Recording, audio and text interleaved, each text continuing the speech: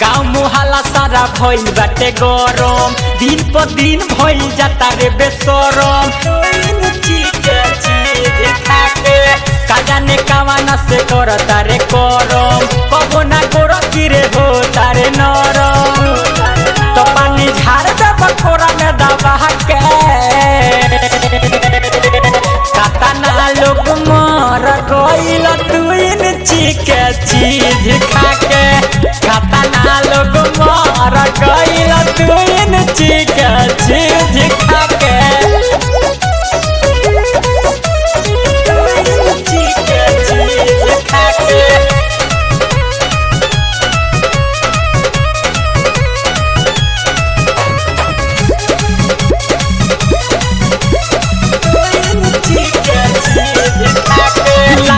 कि तोहरा में बावे पावरफुल रे, यही से तो घटत नहीं खे तोरा में से खून रे। छोड़ा तो नहीं खींचे बुढ़ावा जवान के, देख के ते लाल अपना सामान के। बुरा हालत पहले सबक फंसा के, केतना लोग मर गइल 2 इंची के चीज खा के। कातना लोग मर गइल 2 इंची के चीज खा के।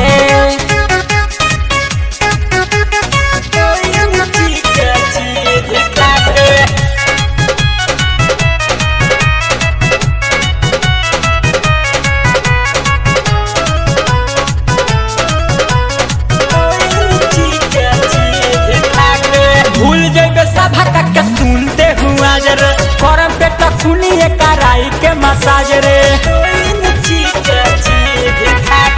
भूल तो राजा हो पुराना खिलाड़ी, तुहरी रिकार्ड आज बीरज बिहारी। तू तो भागे लगबू भाग भागा के,